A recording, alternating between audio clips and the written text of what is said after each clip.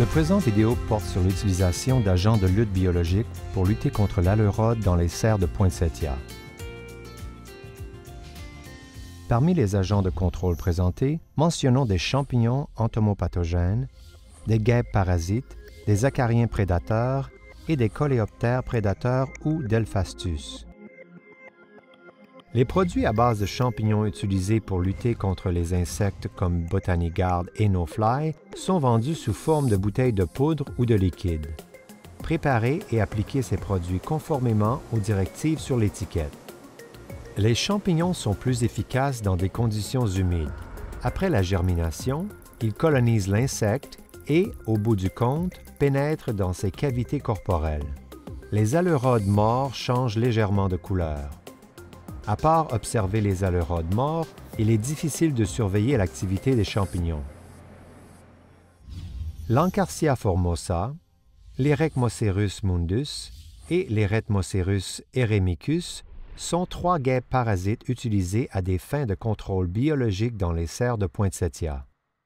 Elles sont vendues sur des plaquettes en carton contenant chacune de 60 à 100 pupes, sous forme de pupes libres dans du brandy ou du son ou dans des emballages coques. Pour vérifier la qualité des produits des prédateurs sur plaquettes, mettez une de ces plaquettes dans un contenant scellé.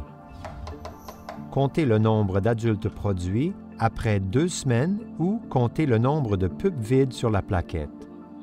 On peut aussi retirer les plaquettes des plantes après 2 semaines et compter le nombre de pupes vides pour établir le nombre de guêpes produites. Pour l'application, déchirez les plaquettes des bandes sans toucher les pupes d'aleurodes parasités.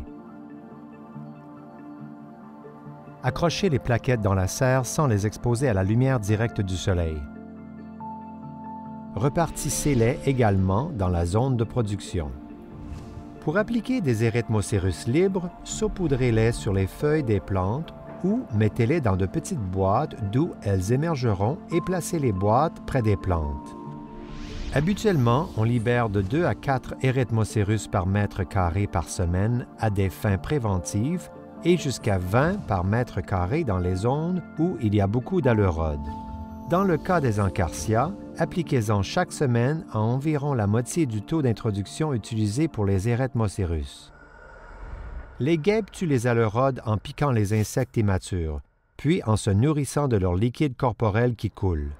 Les guêpes pondent aussi des œufs dans les aleurodes immatures. Après l'éclosion des œufs, les guêpes se développent dans la pupe de l'aleurode, d'où elles sortent au bout du compte adulte. Pour contrôler le niveau de réussite, notez le pourcentage de pupes parasitées et de parasitoïdes qui se nourrissent sur les aleurodes, que l'on peut constater en raison du changement d'apparence des aleurodes, et les parasitoïdes adultes sur les plaquettes collantes.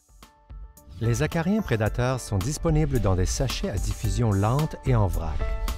Les sachets à diffusion lente contiennent des acariens prédateurs à toutes les étapes du cycle de vie mélangés à des acariens nourriciers qui constituent une source d'alimentation des acariens prédateurs.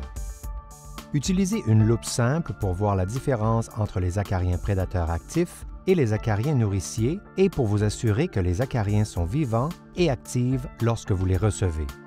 Toujours à des fins de contrôle de la qualité, placez un sachet sur une plateforme au milieu d'un contenant rempli d'eau et de détergent ou sur une plaquette collante. Comptez le nombre d'insectes prédateurs qui émergent de l'eau ou collez sur la plaquette chaque semaine.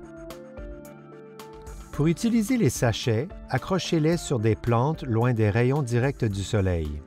Il est important que le feuillage de toutes les plantes se touche afin de permettre aux acariens de se déplacer partout. Un petit trou dans le sachet permet aux acariens prédateurs de sortir et de se disséminer dans les plantes. Un sachet aux 2 mètres carrés ou aux 2,5 mètres carrés est recommandé à des fins de prévention ou dans le cas d'une légère infestation et jusqu'à 1 par mètre carré pour les infestations plus importantes. Une application des sachets devrait durer de 4 à 6 semaines. Des acariens à toutes les étapes du cycle de vie peuvent aussi être achetés en vrac mélangé à du son ou du son et de la vermiculite. À des fins de contrôle de la qualité des produits, comptez à sec 5 échantillons sur une feuille de papier blanche pour vous assurer que les acariens sont actifs et sains. Mélangez bien le produit, puis saupoudrez-le manuellement ou mécaniquement sur les plantes.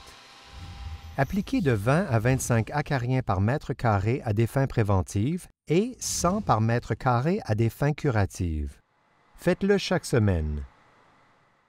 Un acarien peut consommer de 40 à 140 œufs d'aleurode à un taux de 15 à 20 par jour.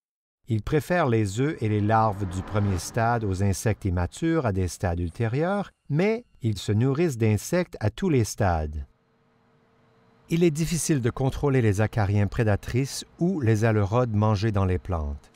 Si vous utilisez des sachets, ouvrez-en quelques-uns chaque semaine pour voir s'ils produisent encore des acariens. Les coléoptères prédateurs ou Delphastus sont de petites coccinelles noires mesurant environ 1,5 mm seulement. Les femelles ont une tête brun-rouge.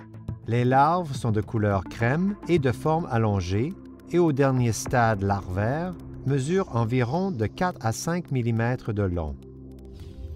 Les Delphastus sont emballés dans de petits contenants de 100 à 1000 coléoptères, protégés par de la matière d'emballage comme du papier déchiqueté ou des remoulages de sarrasin.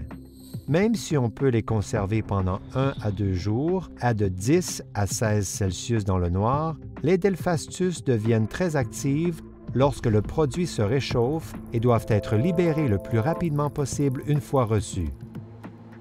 Pour libérer les insectes, mélangez le produit doucement avant de le libérer aux premières heures du matin ou le soir. Libérez les coléoptères en grappes directement sur les feuilles infestées.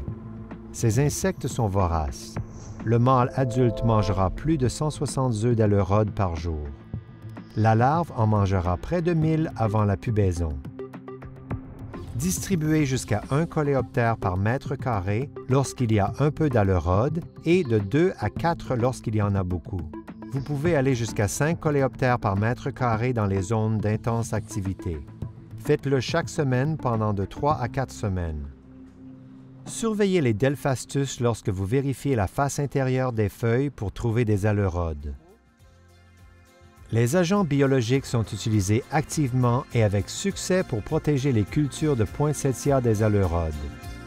Communiquez avec les fabricants pour obtenir de plus amples renseignements et un soutien quant à la façon de mettre votre programme de contrôle en place.